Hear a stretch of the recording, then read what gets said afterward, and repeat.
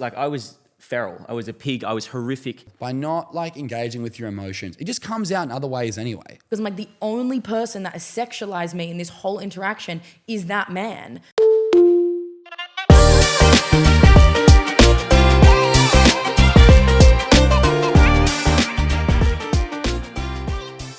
Just a heads up, we discuss sensitive themes such as sexual harassment and assault and other forms of violence. Please listen with care and compassion for yourself and switch off at any point. We have support services in the show notes. I wanted to start by asking what examples of sexism, misogyny, or even just reinforcing gender stereotypes have you seen recently and maybe 10 years ago, or do you feel that you've personally been responsible for?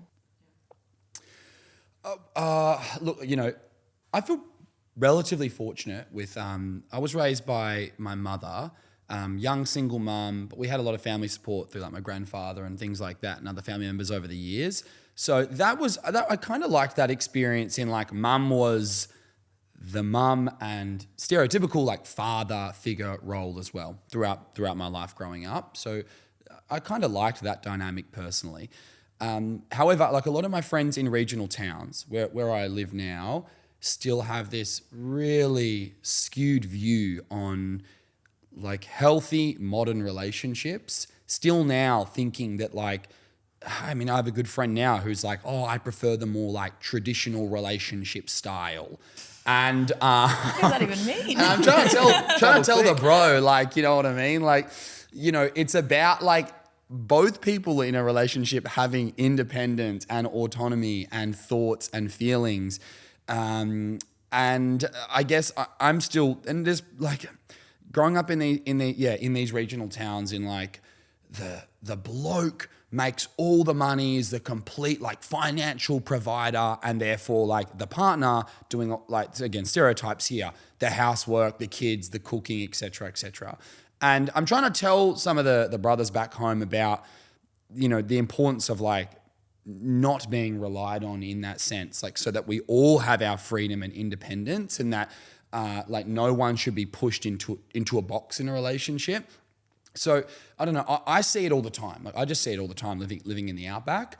And for me, at least, having that different dynamic in an upbringing, my view isn't that. But for me, it's more like trying to hide the medicine in the icy pole when I'm talking to my friends, kind of trying to open up to new ideas. So I don't know. I see it all the time. I do see it a lot, and it's something I try within. But I have a lot of great friends who don't think like that as well. So I don't know. It's something very, very common still that you see. Well, I've grown up playing footy my whole life, so I think in and around footy clubs is where it is very prevalent. And by not calling things out, you're allowing it. And it's hard to do in a footy club, particularly, if you're playing country footy, you're playing like, metro footy, whatever, it is very hard to be the person that stands up and calls it out. And inevitably, if you do call it out, you're going to kind of be outcast a lot of the time. I think footy clubs are getting a lot better at it. But in terms of allowing it, by not calling it out, it's those microaggressions, isn't it? That's what stems or builds into these big catastrophic events. You say like in those environments, feel a bit alienated. Do you regret doing it? Do you regret not calling it out? Or calling it out? Like being pushed to the fringe, do you regret it? Or do you feel like, we're talking about like, Don't say how you feel right now. No, of course. Yeah. No, you don't regret calling it out, I don't think. I think you'll always, most of the time, you'll find someone who actually supports you in what you're calling out. If someone's falling down the red pill pipeline or they're extremely misogynist, if you're just going to say, no, I don't want you in my life, they're off. They're off on a rant. They're going to do so much more damage than if you can actually buddy up and get closer to that person and say, just kind of like bear with it a little bit and maybe just start kind of pointing them in the right direction or to what, you think is the right direction. I'm validating that. That's such a good thing. Because again, it's back to that black and white culture that we live in of like, and you have to call it out, but doing it in a way where you can call in instead of out that person, because you're going to have more impact in the long term, which is what we want. We want the world to change. We want to shift culture. We don't want to just say like, you believe that, you're a dickhead. Obviously it gets to a point and it depends on situation. Also your gender, like For me, maybe that's not my job. But I think as a man with that privilege, like, it's instead of being like, well, I'm not going to be associated with you, it's being like, okay, like how can I find a way to shift this person's mind? Because then that has a flow-on effect. And if everyone does that, if every man does that in the locker room, then culture will actually change, you know? I'm just essentially just validating what you're saying. Yeah, it's a great point. And to both of your points, like the research does show that most people don't want this, don't want to accept sexism, misogyny, whatever. 3 out of 4 people don't agree with it. And it's that one person that's the loudest. And it takes that one other person actually saying something for the other 2 that are kind of in that middle area to kind of go onto the side. So speaking up it makes a huge impact, not just for yourself and not just for that individual, but for the other people around you as well. Speaking up doesn't have to be that public too. Like if you're in a situation at a footy club where the culture is one way and you're wanting to quietly shift it and someone says something really sus or discriminatory, you could just pull them for a private chat after. And it doesn't have to be heavy either. You could make it personal. Like I found saying like, oh, to a male friend of mine, like that just kind of hurt me. And I would like to share with you like why that's hurting me. And then you're not introducing them to public ridicule or embarrassment. And they're not feeling shame around what they did, because shame is not a great behavioural motivator. Like we're not going to change too many minds with that. So it doesn't need to be this big display of feminism. It can be a private chat with a mate where you're helping each other grow and better each other.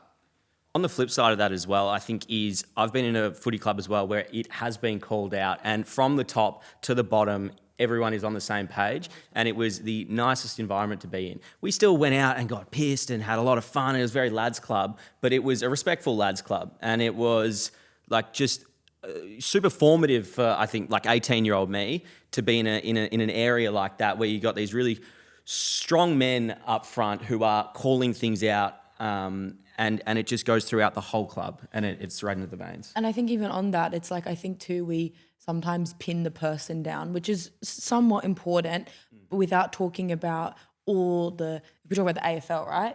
Or it's the institution, it's the culture of the institution, it's the people at the top that create this culture and don't do enough about it. They're the ones that we should be, trying to have these conversations with and trying to put the pressure on, rather than just like annihilating one person, although that person needs to be held accountable for their behavior.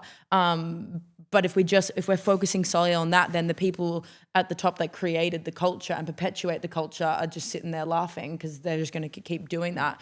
I mean, I also find it like interesting, even with the AFL, with everything that happened last year, it was very much like, someone would say something that was homophobic and it became a debate topic. It became like, how many games? And like, was it really that bad? And like, what should we do? It's like, why are we even... People at the top should say, this is a workplace. That is unprofessional. In any other workplace, you're fired, you're dismissed. This is the rule. We're not having it. This is not up for debate. Because then people just fall into line. People are like, it's not tolerant. I'm not going to do it. Yeah. So I'm not allowed to. It's a trend. You know what I mean? Yeah. Kath, I'd love to know about your early experiences with gender stereotypes and roles and how you learned about them. I grew up in quite a chaotic household, and then I was then raised solely by my dad, and I didn't have that close or much of a relationship with him before that. And he was he's very like liberal man. And I remember he would like say certain things or get weird, and I would go like right over my head. Like I was like, that's weird. I don't know what he's talking about. And this one day I think I said something. He said, well, it just sometimes makes me feel like emasculated that you make more money than me. And it shook me to my core. Like I was like, what are you talking about? And he's like, I don't know. Like I just sometimes feel like, blah, blah, blah. And I didn't realize it was like this all consuming insecurity for him. And I was like, what? And then I remember this like, and so we had a conversation about it, and like I helped ease his anxiety. Like I don't need that from you, like at all. Like I don't even think about that. That does not exist here. Like let's work through that insecurity for you, because like I did not grow up like that. And then I remember even like this other time, I was like, what? Like it was like that relationship taught me a lot about, I guess, how like the like men view themselves and how they have to be like stoic and all this stuff. Because my dad is like a very feeling guy. I remember we were on a walk, and it was like a very quiet street, and there was this like loud like noise, and we look over and a kid had fallen off his bike, like a really young kid. So we both sort of like, oh my God, like to go over. And then my partner at the time, he was like, he didn't mean it in a mean way. He's like, oh, it's a boy, like he's fine, like we don't need to go over. And I was like, what? And he was like, no, because he's like, a kid, just get up, blah, blah, blah. And I was like, what? And it started as an argument, and then he sort of came around. And yeah, anyways, and it was like this real eye-opening moment for me. And then realizing that also people are a product of their environment. Because I remember like bringing it up with his mum, being like, she'll understand, being like, get this.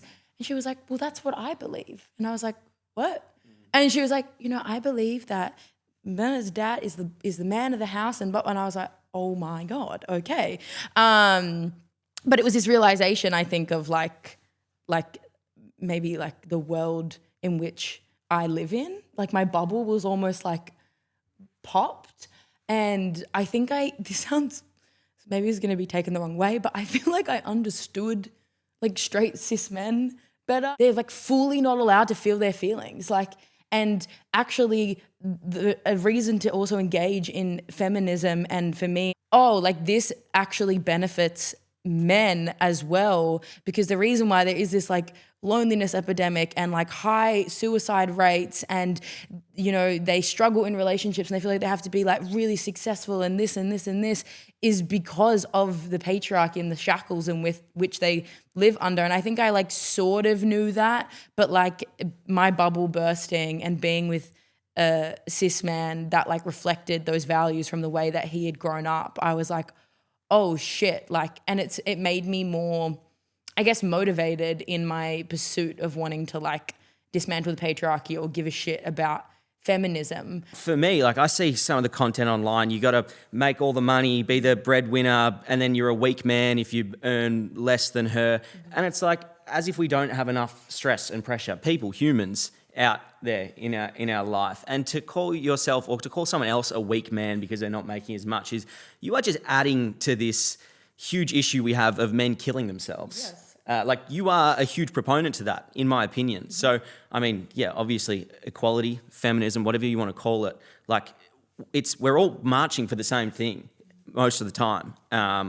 From my experience, like you were talking then about that realization of, oh shit, not everyone lived the same way I do.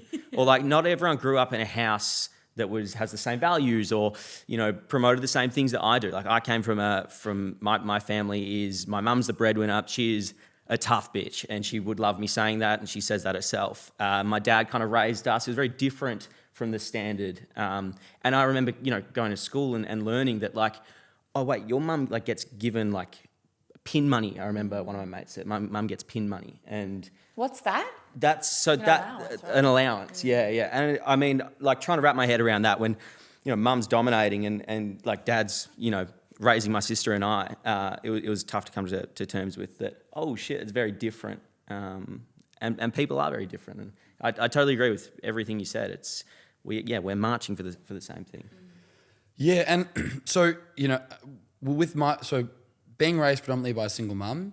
And then I also have a great relationship with my dad. Fantastic relationship. We speak, 3 or 4 times a week on the phone. And my dad's very soft bloke, very open bloke. When he's gone through breakups, again, very young mum. So my mum and dad kind of had a life after being together when they were 15, 16. But my dad's very open about like relationship breakdowns that he's been through. So I grew up feeling very, very open about these things, right? When it comes to the gender roles, we think stereotype coming from outback Australia, right? It is that stereotype. Bloke does all the work, woman raise the kids, etc., etc. I'm talking from a very stereotypical point here, right? And I've got mates now who, and even the way they describe it, I don't like the way they describe it, but the way they say it is they don't feel like the man because they drive a box car or their partner makes more money than them. And I think at the end of the day, like it doesn't matter how much money you're making or if you got the biggest car or the baddest house. It's about being a good person, being a good partner and showing up. Even some of the blokes I know from around town who pride themselves on the giant car and on the giant house, most of the time the partners they engage with don't give a about that stuff. All they really care about is that bloke showing up for them and being a good partner and being a good, being a good person as well. And when you look at these stereotypical gender roles, okay, and you know, Kathy mentioned it when the kid fell off the bike, and he's a young boy, so we don't look, you know, matter about that. And I try and explain this to some older people as well, that by not sharing how you feel, by not like engaging with your emotions, it just comes out in other ways anyway. Like, okay, you're not sharing with your partner how you feel, so you're being avoidant. Rightio, you're at the pub every night drinking 15 beers, or you're on your phone online gambling, or you know, whatever it might be, right? So there's something I think that's really powerful and strong about being vulnerable as a bloke. And when I think of that gender roles as bottling everything up and keeping it quiet, being open and honest to your partner, to your family, to your friends. And if your partner thinks that you're less of a man because you're being emotional and vulnerable, you're with the wrong partner, you know? I take pride in trying to be in touch with my emotions, being open, being vulnerable. You know, I've always had a positive experience when it comes to relationships and partnerships. So yeah, I think when we think of those stereotypical gender roles in a relationship, like they're due for change, especially when you think back to like the early days on what a relationship looks like. Great stuff. I don't have anything to ask about that, but just really great reflections. I think young men, when they do feel the pressure that like outside of what everyone here kind of feels, is that they are more likely to engage in sexism, violence supporting behaviours and attitudes and things like that. So it's just like to show that, you know, you can be a little bit different to that and be happy and successful, and all that sort of stuff is good to show people. I feel like one of the biggest barriers for men to breaking free of the shackles of like rigid gender norms and what it means to be a man is that we still feel so much pressure every day to do it, or that you still feel so much pressure every day to do it, and that's reinforced through media and pornography and your mates and your footy club.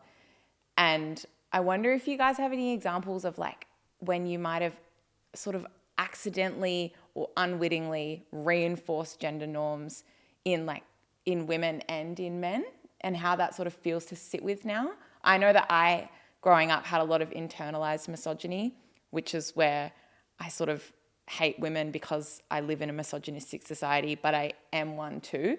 And definitely as a teenager, I think I slut-shamed girls and I called them too assertive or dominant when they were being like pretty neutral, definitely no louder than the boys, because I'm taught to be threatened by other women because we're all in competition for men.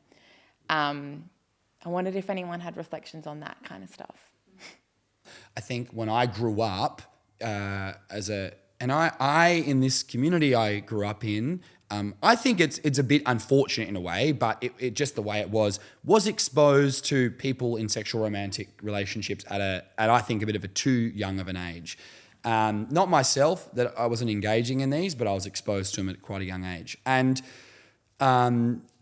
you know, there then became growing up that, you know, if you're with a romantic partner, particularly say myself who's straight, so male who dates females, if the female is set with X amount of people, like it's not a good thing, essentially. It was the way I feel like with my friends, that, you know, body count is a thing, and this person slept with this person, etc., etc. And you're in a small town, so it's kind of funny if you engage in a romantic relationship with someone, 100% they've hooked up with your friend and vice versa, right, etc.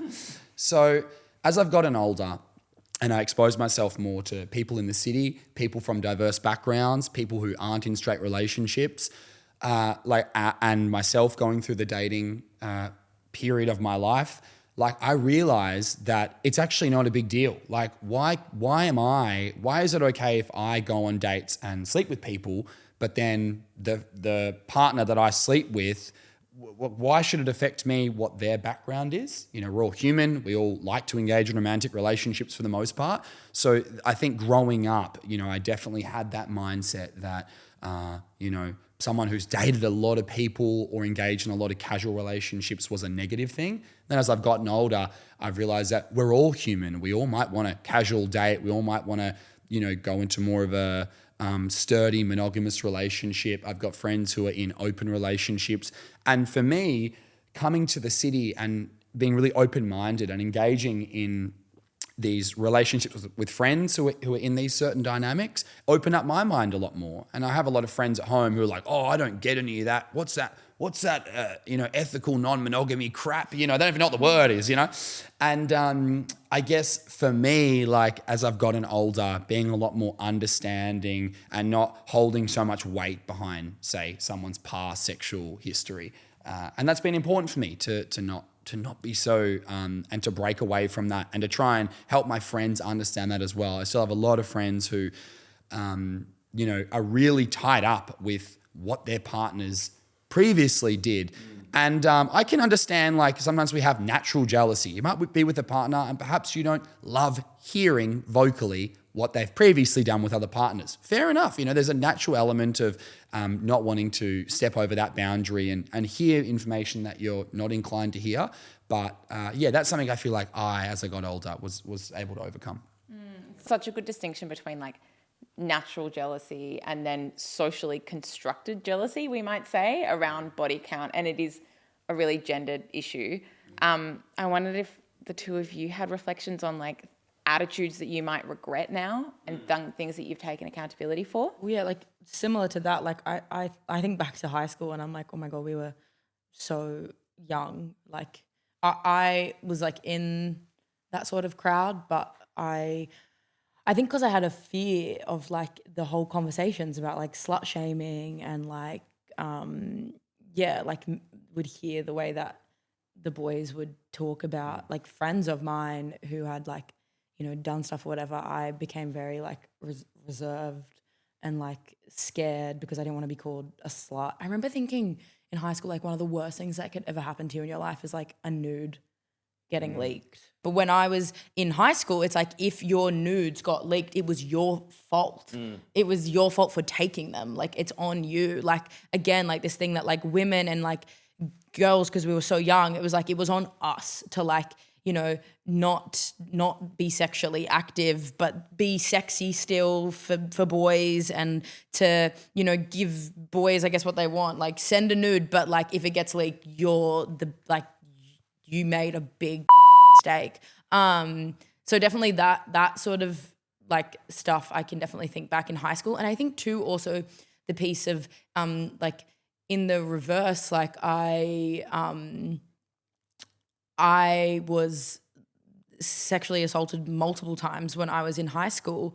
And real stuff now where it's like, like consent was beyond not given because of those stereotypes that I'm talking about. Again, even though like it was so black and white and I knew something was wrong because I felt like disassociated and anxious and couldn't go out and all these things that, with hindsight, I'm like, I was having a horrible reaction for months after these things because I was feeling, I guess, like horrible and traumatized, but I could not understand why. Like I remember being like, but it was, my fault. I shouldn't have spoken to the person.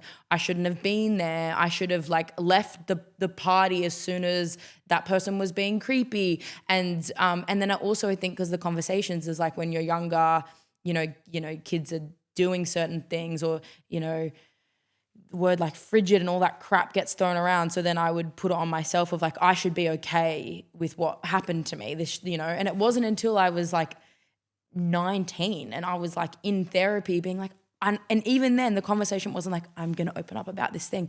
I was asking a professional, I don't know why when I'm having these problems and this memory keeps coming up, but like it was, I don't know why. Like, can you tell me why? Like, it won't go away. It still like haunts me, but like, and it took another professional person to be like, because that's what that was. And I was like, what? Like, no. And they were like, yes, like that's why you've, for, 10 years had this like horrible reoccurring thing. And I think that is a product of those like gender norms when you're younger of being like the onus is, as a woman, like completely on you to do the right thing. And if you end up in a bad situation, then like that is your fault. So like even with I never got my nudes leaked, but you know, it's a thing of like, it's your fault. If the bad thing happens, it's your fault. It's your fault. It's your fault. Which I think is a product of like those gender norms that you grow up with, and then when you get older, and you know, and this doesn't happen for all, you know, people, but I was fortunate enough to like, you know, be around people that would educate me, and obviously had access to things like therapy and stuff like that, and then did my own reading and understanding, which is also why I started advocating, because I'm like, if you don't know, then you're a product of your environment, and you're a product of the patriarchy, and you just constantly, you know, sit with those traumatic experiences, big or small, and live with a lot of shame, rather than having the tools to be like, oh no, like that shouldn't have happened, or that wasn't right, or the culture was fucked, like in high school, like, you know. And I'm sure men too, maybe in reverse or in their own way, sort of have that experience potentially, like when they get older, of being like, that was like, you know what I mean? Like the way that we would talk to each other, the way we talk about other people. And I have to say thank you so much for sharing that, and obviously extremely sorry, disappointed that happened to you repeatedly. But I also am really grateful that you shared it, because I think it's not often that we hear the personal impact stories, or not often that like boys and men get to hear that, to be like, these were the physiological and like psychological effects on my body, and they really affected my relationships. And that is why we learn consent. It's not so we can stay out of trouble. It's so that we can not hurt someone. So thank you for sharing. Did either of you want to say any more on that topic? Or? Yeah, I had one. What was the original question? It was in regards to things we've done. Looking back, things we've done. Yeah. So I was thinking then, definitely like one that springs to mind for me, which completely leads back to my own insecurities. When I was younger, was, you know, in earlier relationships, I think I would get pissed off if my girlfriend at the time wore something that was more revealing, or I thought she was trying to look good for like other guys. And, you know, obviously in reflection, it's completely in my own insecurities why that was the case. And I've obviously grown since then. But, you know, looking back on that, it's a huge regret, is maybe the things I said or the way I spoke to, you know, my partner at the time. That's kind of... Yeah, that's such a great reflection. I think there's heaps of men now, like I literally had an experience the other day where a friend of mine's boyfriend, she jumped in the car, she's wearing a sheer top, and he's like, oh, are you sure you're going to wear that? Do you know that's sheer? As if she didn't know it was sheer. She hadn't looked in the mirror 20 minutes before she'd gone. So that's such a good reflection. And it also, like, boys and men are socialized into that. Yeah. Like, you are taught that in many ways, like, women are your property, and when you get into a relationship, they're yours, and no one else should be looking at them, and other men are threats, and they might be sexually deviant. So I can see how you might end up thinking those things and then expressing them, but we know it's not true. And the reflection piece and the accountability piece is what's so important. And it's also like that gender or like social conditioning as well, of like what is sexual. I remember like an example was like, this is ages ago. I was at like a, what do you call it? It's Dawn Fraser bar. So it's like a bar, it's like you're swimming in the harbour, but you have to pay to get in. And I was there, and I was with my sisters, and I was tanning, and I had my top off, and there was my mum and the kids, and I was like chatting to the kids, chatting to the mum, like whatever. We're just like talking about nothing, small talking. It was quite quiet. And then as this was happening, a lifeguard came over and said that this older man, I saw him, had essentially complained and said that like I should put a top on, and that like and I said a comment back like, well, he doesn't have a top on, so like what's the issue? And then he was like, well, he said something about around the kids. And lucky also this mum, you know, stepped in and was like, I don't care. But I was like, but it's so interesting. This man is using these like young kids as a reason to sexualize me when he sexualized me. These kids that have probably not been socially conditioned yet because they're so young, right over their head, you know, like boobs, food, it's right over their head. And then he's reflecting what then happens as they get older, because I'm like, the only person that has sexualized me in this whole interaction is that man. Like, this woman hasn't, these kids they don't even know what that, you know what I mean? They wouldn't know to sexualize my boobs.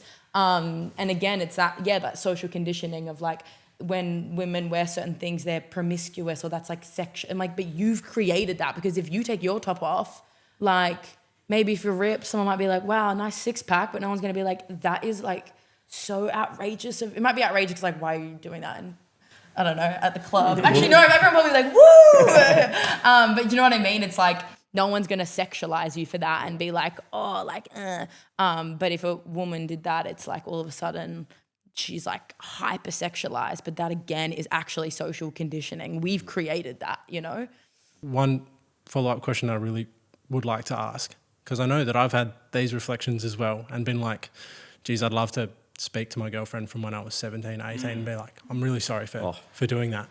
You but should. like, how have you done that? Yeah. How would Write you letters. do that? Or if you haven't, because I'm sure a lot of people haven't. I was just thinking through what you were saying to me about like your school days and like, you know, the probably like the guys you went to school with, like they were kind of like pigs and sounded a lot of them, you know, quite horrific. Like, I look back at when I was in year 8, 9, 10, maybe year 11 as well. I was disgusted. Like, I was feral. I was a pig. I was horrific to women. I was horrific to guys as well. I was not nice in any way, shape or form. And I've been lucky enough that I've been able to, I stay in touch with a lot of like my friends from school who inevitably stay in touch with a lot of the women we went to school with.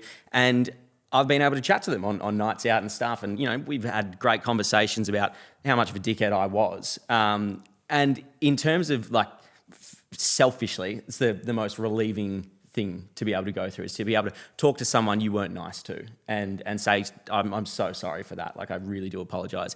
You know, like, how are you kind of thing. But going, you know, being able to talk to your 17-year-old when you had a girlfriend when you were 17, I think if you have that opportunity, like, take that if you can. But in terms of what to say or a playbook, I don't really have it. I think for me, it was just kind of opening up and saying, I am so sorry. But yeah, what I was saying, when I was young, and I'm not excusing it at all, I had no idea who I was. I had this whirlwind of emotions and feelings, and this is what it is to be a man, this is what it isn't. I was trying to play footy. I couldn't even make the ones at co-ed school, which is, you know, there's one footy team and it's all men. And that was my whole identity. So I think, like, looking back to me, and I chat to a lot of my friends about it, is, wow, we were so lost. You know, I remember one time when I was in a very short romantic relationship and I let that person down particularly. It wasn't until about 6 months later that I passed them on the street in the city and a quick g'day, and then I kind of turned around and said their name and just a quick minute conversation and apologizing about how I was during that interaction, you know. And I guess, you know, I was able to make amends with myself that, like, I let that person down. And also perhaps, maybe not, the person could think, okay, yeah, the guy was a bit of a dickhead at the time, but, you know, I appreciated that. And anyway, I just like that about acknowledging, like, where you have stuffed up and, you know, the meaning of saying sorry. It's actually quite a nice thing, especially if you do mean the apology, you know? On apologising, Louis, I love, like, you describing that feeling of levity after you apologise. I was apologised to by a boyfriend that I had in high school who was, like, horrifically abusive, but he was drunk. We were at a party not long ago and it was the most half-assed apology ever. And I could see in his eyes that he wanted me to tell him that it was okay and that he wasn't a bad person.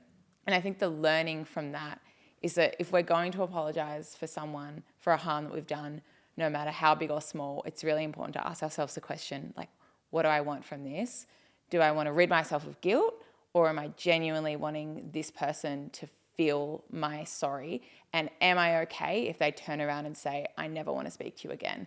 And actually, like, not even a thanks, like you've actually really hurt me. I think we've got to get really comfortable with that possibility before we go and apologise. It always should be about the other person. It's a total awesome bonus if you have a great conversation and, you know, the harms are rectified and you feel great and you become buddies again. Like, I think that's a bonus as opposed to the default of what we should be looking for. So, I mean, we've danced around it a lot, but just like I said, we'll fire through these next two. But do you think we can or even should feel responsible or even a level of accountability for what other people do? I mean, look, I think 100% there are situations like that for sure. Are you in a relationship where you've pushed your partner to the absolute edge? Are you in a relationship where, you know, you've done X, you've let your partner down multiple times. You've stopped giving your partner the time of day. You've stopped going on date nights. You've neglected the relationship. And so therefore they start responding in a certain way. Do they start giving you the cold shoulder? Do they start doing things to get your attention? 100% then we can absolutely take accountability for how other people react and respond. You know, if I was to let someone down in a relationship and they message me saying, you know, dude, you're a crap guy or something like that, and can I take accountability? Oh shit, wow, I actually did do something kind of crappy in that. I did respond really poorly in that situation. So 100%, like, I think we can absolutely play a role in how other people like respond to things, in other people's actions. I think we absolutely can do that. Absolutely, we can absolutely take accountability for what other people do. We can play a role in other people's emotions, and so you know, if you've made someone cry, you know, and they're crying, you know, it's like, well, I did take accountability. I did that, you know. I think as well, it's that, but it's also on like a, If your friend does something. yeah, like that sort of thing. Like, and you've all spoken about it, like calling someone out. That's, you know, you feel that responsibility to do that, and then it changes them, and, you know, maybe they take that page and do the same thing. So in that respect, where do you feel that responsibility? Why do you feel that responsibility to say something? What are you getting from saying something? That kind of thing. One that comes to mind for me is just like, in the general sense, if your friend is cheating on their partner and they are not telling their partner that, and you might know the partner, it's obviously your friend, do you go and say something to the partner? Do you interject yourself? Do you kind of get involved, or do you try and encourage your friend to go and have the conversation or be honest and open? For me personally, I would go to the friend and say, mate, you've got to figure this out. You need to do something about this. I think the ultimatum is, I don't know, for me personally, maybe in my friendship circle, it's probably not the right way to go about it. If you don't say something to her, I'm going to tell her. I think there's a bit of coercion in that. But then are you accountable? But then, well, it's a great question. And that's why I'm kind of dancing around it. And I was getting ready for a good straight bat there. Yeah. This is a Reddit thread now, actually. Yeah. But are you accountable? I don't think you are accountable for their actions, no. But I think there are times in life when you are accountable for other people's actions. There's so much nuance to this. For example, if you're around someone and they are saying horrific stuff about women and you're encouraging it, in fact, you're getting involved in the jokes, and then the next week they're, you know, getting done for sexual assault, well, yeah, you kind of, you put fuel on the fire. I don't have a straight answer for this, to be honest. Well, thank you so much, everyone. That was a really interesting and honest chat. I think we modelled the kind of communication that we want people to be having in relationships. So well done. Thank you so much for joining us. Thank you. Thank you.